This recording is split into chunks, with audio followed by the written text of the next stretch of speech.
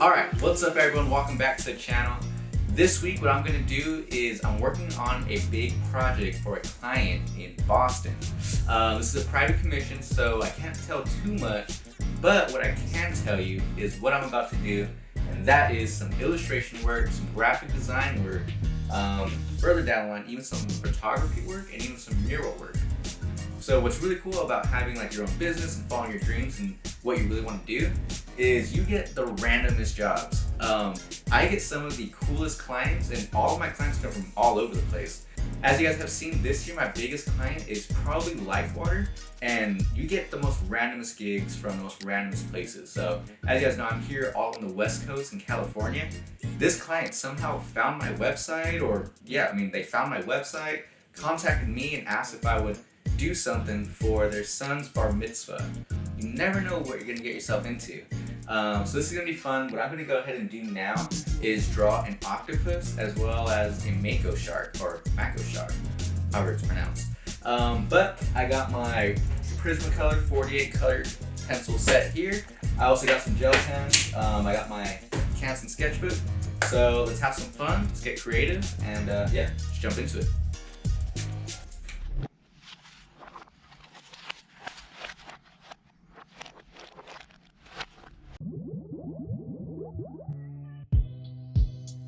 Alright, so what's pretty interesting, so as I was pursuing this project, I did some research about octopuses because I like to get inspired and really dig into my work. So during my research, this is going to be pretty scary, pretty interesting, pretty cool, however you take it. But pretty much what I found was octopuses are probably one of the smartest animals on Earth. Scientists have said that if there's any sort of species other than human that's gonna obviously take over the human race, they actually say that it wouldn't be apes, it wouldn't be lions, it wouldn't be anything like that. It would actually probably be an octopus. There are some really interesting, exciting, kind of far out theories that octopus might be aliens, that they might actually have came from outer space, and it's kind of makes sense because when you look at these creatures, for me personally, I would say these are probably like alien-like creatures.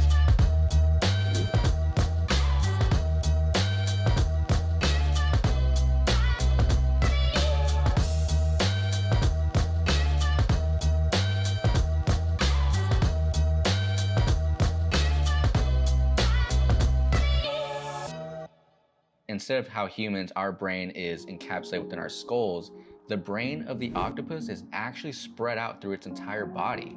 So when it puts its tentacle on a rock, an animal, it's actually observing and learning about that object through its tentacle because it's actually its brain that's touching it. So super cool stuff. I thought that was really cool. I love learning about animals. I'm fascinated by nature. So yeah, pretty interesting stuff.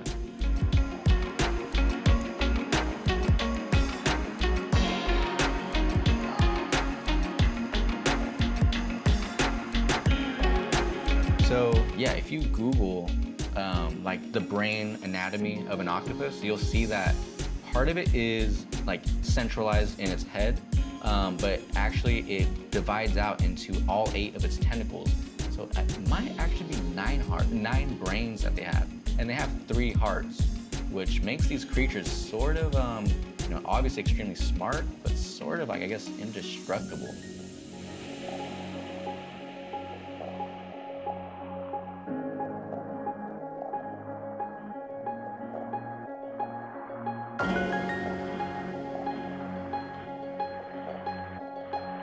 The octopus actually has like the most capabilities. What I mean by that is, monkeys they're great. They could climb trees, but they can't alter their skin color.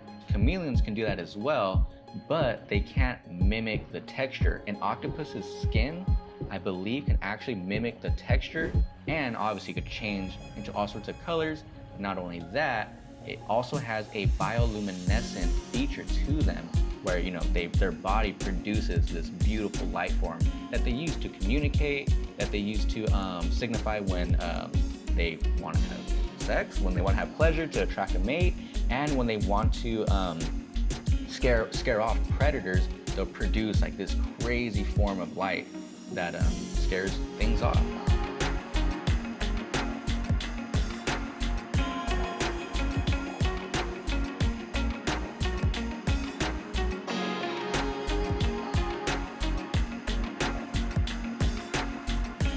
Did a lot of research, and I guess I wanted to make the most relatable octopus. So I think when most people envision an octopus, it's sort of like that purple, pink, reddish color. So I wanted to make it pretty relatable, but I also wanted to make it, I guess, bring that imaginary sort of mystic factor into it. So I made its underbelly, I'm calling it the underbelly, the bottom side of its tentacles, a cyan bluish color. Just so that, I have some creativity, have complete control over this creation. So I get to make it how I want. I made the eyes yellow, yeah, just to sort of make it unique. I work using light to dark, and as you're gonna see, I'm actually gonna keep some of the white space from the paper as highlights on the octopus. So in a way, it's sort of drawing in reverse, and that can be a tough concept to wrap your brain around when you're first drawing, but as you practice and as you get more into your creativity, your skill sets will enhance. So you'll be able to sort of like think ahead while also still being in the moment and drawing in the moment. So as you can see right here, I'm preserving the white paper as highlights and working around it darker colors to create some dimensionality, some shape, some form. And I'm also blending so many colors because what I'm trying to do is mimic real life onto paper.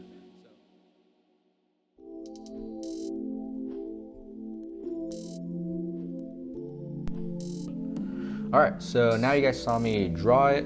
What I did was I scanned it, took it into Photoshop, and now what I'm gonna do is gonna slap the Make Moves logo behind it. So how I'm gonna do that is, as you can see here, I'm gonna be using the Magic Erase tool. So this tool is really great for eliminating big areas of space that are the same color. So I'm gonna just click around, get rid of all this background, just so I get the octopus on a transparent background. And in Photoshop, when you see that sort of checkered background, that's how you know that it's completely blank, it's completely empty. If this was white, that would mean there is some color there. So now that I got the octopus alone, what I'm gonna do now is insert or import the Make Moves logo, the PNG. And from here, I'm really just using my intuition, my eye for design to create this this illustration, this graphic design to my liking, to what I think looks good. So this part is sort of, I guess, subjective because it is art. It's your own opinion of what looks good, what looks bad. So I'm just using my own creativity, my own passion, my own drive, my own vision to create what I think will be a cool design. And the purpose for this is this is a good tip. This is what I always think about when I'm designing is how can this work as a sticker? How could this work as a shirt, as an air freshener, as a magnet? I try to create so that I create it once, but I could use it across many different platforms. So yeah, I think that's a good tip to give everyone. I know that that's helped me a lot to create some, I guess, like professional design work. So yeah.